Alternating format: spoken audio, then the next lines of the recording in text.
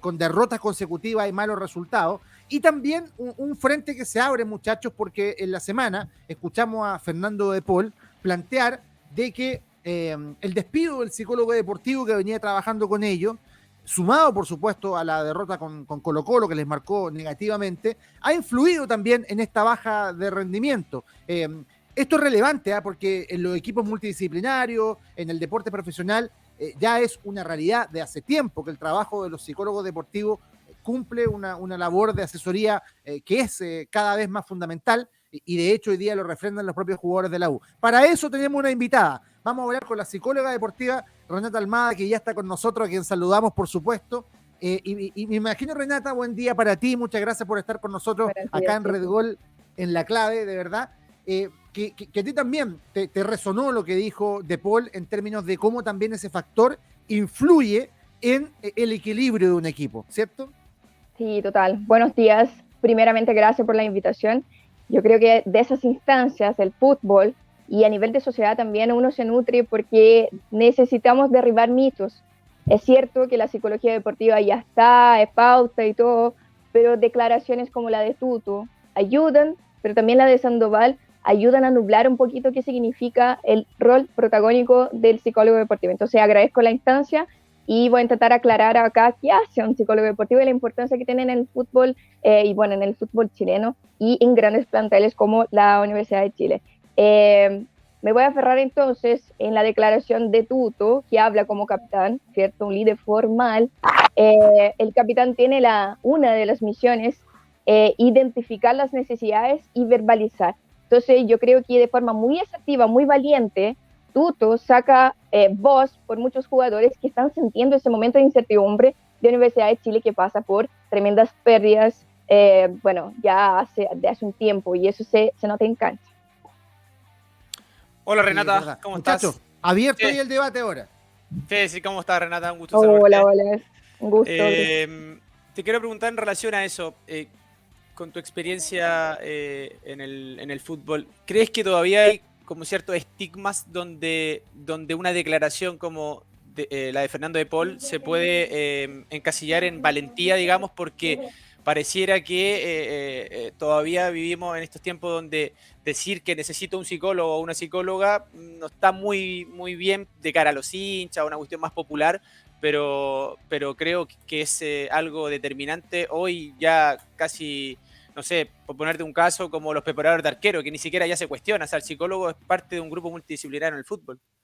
Exacto, sí, yo siempre voy a concebir como un acto de mucha coraje porque el jugador que asume que existe la necesidad de estar trabajando la parte mental con un psicólogo, porque se habla mucho de hablar lo mental, pero con el entrenador, por ejemplo. Sí, es relevante. Vuelvo a decir, el fútbol es una parte micro de una manifestación macro de sociedad. Existe resistencia a nivel de sociedad, uno lo sabe, ¿cierto? Entonces, no sorprende tanto. Vuelva a comentar esa dicotomía entre la declaración de Tuto y la declaración de Sandoval. Me parece una manifestación muy real de lo que pasa a nivel de sociedad, uno como persona común y corriente también. Y eso tiene que ver con la ignorancia. Yo atribuyo dos factores acá. La ignorancia como ausencia de informaciones. Yo no conozco el rol, el papel del psicólogo, y Sandoval incluso comenta algo de que yo no tenía idea que el profesional se había ido.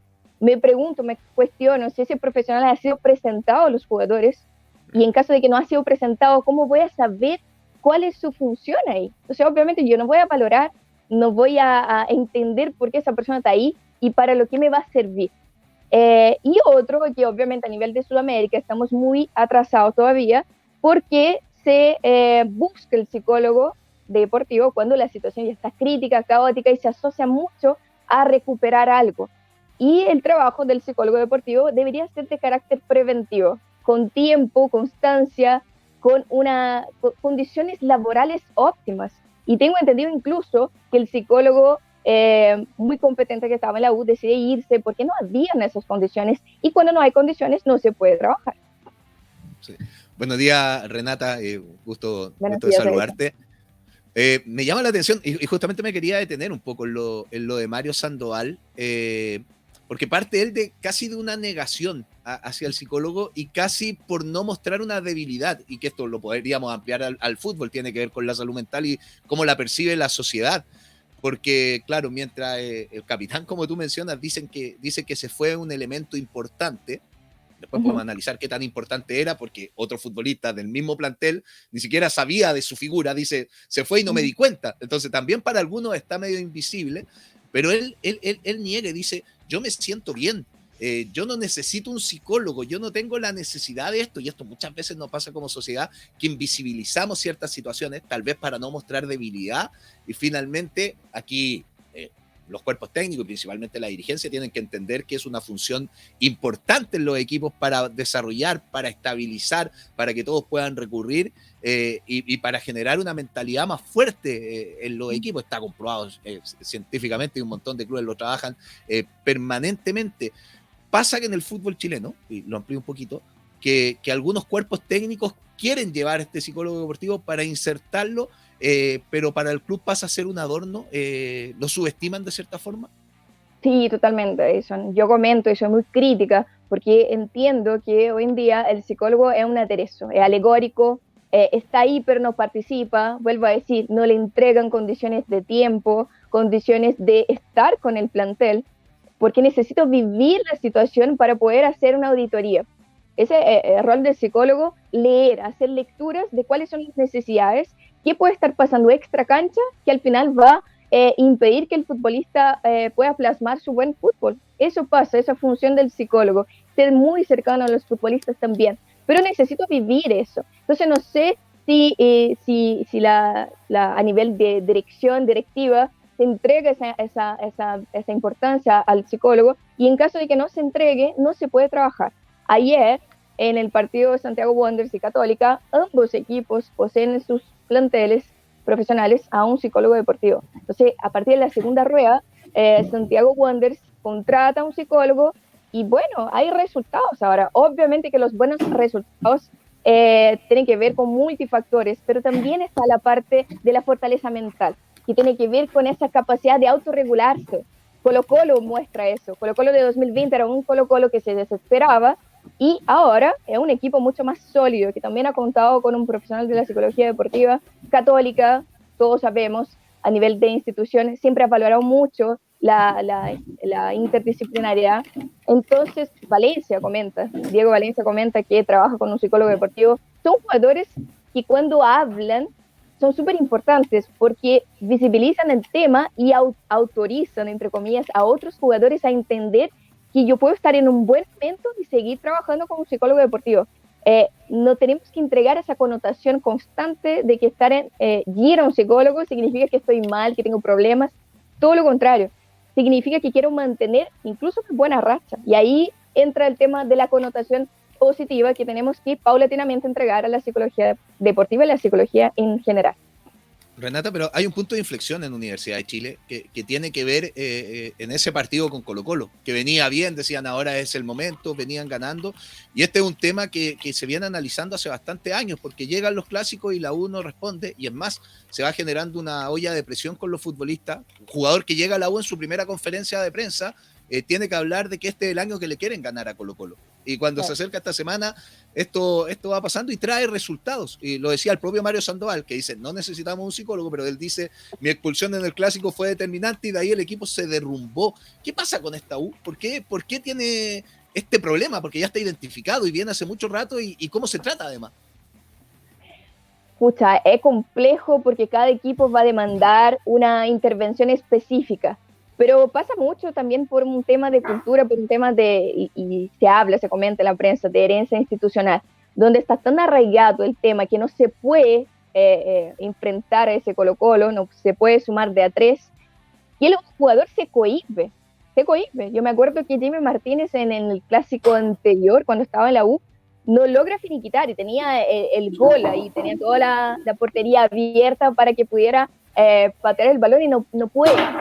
Aspectos mentales te frenan, te cohíben y te hacen cargar una mochila tan pesada que no puedes plasmar un buen fútbol. Por eso comento, tus procesos cognitivos sufren una merma cuando no estás bien mentalmente. Por eso la importancia de tener a un psicólogo que va a poder canalizar, digerir y, por ejemplo, trabajar con la culpa que están presente en el fútbol y que Sandoval comenta, bueno, mi expulsión condiciona ese partido. Imagina quedar atrapado en esa idea y cargarla hasta el próximo clásico, qué sé yo.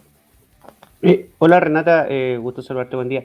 Mira, Hola. Nicolás por acá. Mira, te quería preguntar una cosa que es muy curiosa, porque siempre se vincula a Universidad de Chile con esta hinchada tan poderosa, tanto que marca al equipo, pero curiosamente desde que se permitió el ingreso de gente al estadio, la U no volvió a ganar. Y de verdad llama la atención porque me imagino a cualquier futbolista le gustaría tener ese respaldo de hinchada detrás. ¿Hay un contrasentido? ¿Cómo se produce esto? ¿Tiene que ver con puede tener que ver con el mal rendimiento de Universidad de Chile? Claro, puede tener que ver, sí.